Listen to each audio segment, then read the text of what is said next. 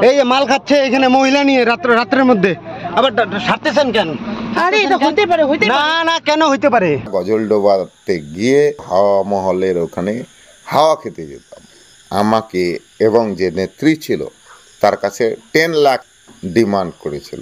আমরা বলছি 10 লাখ আমরা দিতে পারবো না, আমাদের সেই ক্যাপাসিটি নাই। আমরা রাস্তায় দাঁড়ায় কথা বলতেছিলাম, কিন্তু কিছু ইয়ং জেনারেশনের ছেলে মেয়ে যারা আমার ছেলের বয়সী, আমার ছেলের বয়স 24 ইয়ার্স, আর যাদের বয়স ছিল 18 থেকে 22, তারা এসে আমাদেরকে প্রশ্ন করে আপনারা এখানে কেন, দুইটা গাড়ি কেন? তো আমি সমস্ত কিছুর উত্তর তাদেরকে রাস্তায় দাঁড়ায় দিয়েছিলাম, কিন্তু তবুও তারা মানতে চায়নি, তারা আমাকে চিনতে পারেনি। তারপরে আমি কাউকে ফোন করেছিলাম, সে এসেছিল। আসার পরে সে যখন পরিচয় দেয় তখন তারা কিন্তু আমাদের ওখান থেকে বলে আপনারা চলে যান। কিন্তু তারা তো ইতিপূর্বে উইথাউট ফান্ডামেন্টাল রাইটস উল্লঙ্ঘন করে আমাদের একটা ভিডিও নেয়। তো সেই ভিডিও তারা কেন নিল, কী কারণে নিল আমার জানা ছিল না। আমরা চলে আসছি এবং সেই ভিডিওটাই গতকাল গোটা সমাজ মাধ্যমে ভাইরাল হয়েছে এবং একজন এক একভাবে কমেন্ট করছিল। এবার প্রত্যেকটা মানুষের প্রতি, প্রত্যেকটা জনগণের প্রতি আমার একটাই অনুরোধ থাকবে যে মানুষের সাথে মানুষ কথা যদি বলতে না পারে তাহলে পলিটিক্স কি এই জায়গায় আমরা যাচ্ছি? সমাজ আগে না পার্টি আগে? যেখানে আপনি তো যাচ্ছেন শিলিগুড়ি। আমি শিলিগুড়ির দিকে যাচ্ছিলাম না, গজলডোবার দিকে যাচ্ছিলাম। সেইখানে হচ্ছে আমাদের ইতিপূর্বে শাড়িপাকড়ি হসপিটালে ডক্টর আদিল ছিল, তার আগে খিতেন বর্মন ছিল, এখন ডক্টর কোনার আছে।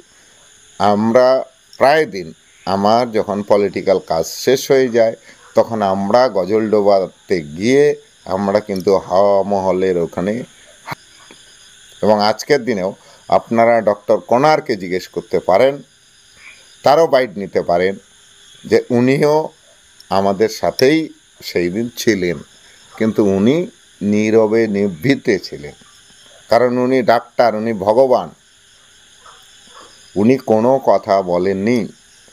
কিন্তু যারা আমাদের সামনে এসেছিল সেই সমস্ত ইয়ং জেনারেশনের ছেলেমেয়েরা তারা অসংলগ্ন অবস্থায় ছিল এবং আমি তাদেরকে পরিচয় দেওয়ার পরেও তারা কিন্তু বিশ্বাস করতে পারতেছিল না যে আমি কে। তারপরেই তারা বলতেছিল রামকে ফোন করো, শ্যামকে ফোন করো। আমি ফোন করে,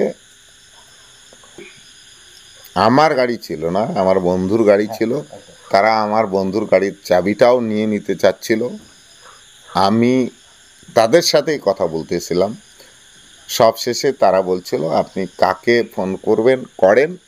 আমি ফোন করছিলাম, যাকে ফোন করছিলাম সে আসেনি, অন্য কাউকে পাঠাইছে।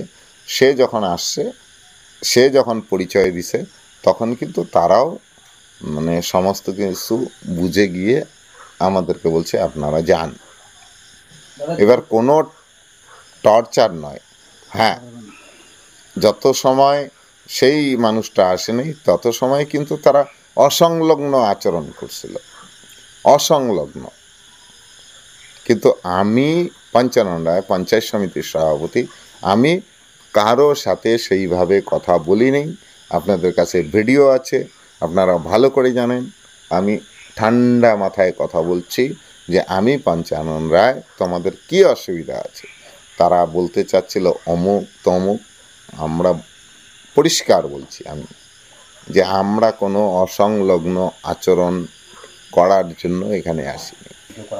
সব শেষে ভিডিও যখন গতকাল সকালবেলা ওরা ভাইরাল করছে, তার আগে আমাকে এবং যে নেত্রী ছিল তার কাছে 10 লাখ ডিমান্ড করেছিল কেউ। আমরা বলছি 10 লাখ আমরা দিতে পারবো না, আমাদের সেই ক্যাপাসিটি নাই। আর আমরা কোনো অন্যায় করি নাই, আমরা কোনো অসংলগ্ন আচরণ করি নাই, সেই জন্য আমরা দিতে পারবো না। তার জন্য আজকের দিনে সেই ভিডিও ভাইরাল হয়েছে। এবং প্রেস মিডিয়াতেও সেই খবরটা চলে আসছে। 10 লাখ যারা দাবি করছে তাদের নাম, গ্রাম, ঠিকানা সমস্ত কিছু আমার কাছে আছে। মানে আইনে দ্বারস্থ হবেন বা ওদেরকে কিছু অবশ্যই যারা 10 লাখ দাবি করছে তাদের বিরুদ্ধে আমার লয়ার আছে, তাকে অলরেডি আমি ইনস্ট্রাকশন দিয়ে দিছি, সে ড্রাফটিং করছে এবং আগামী কাল পরশু আমি এফআইআর করব।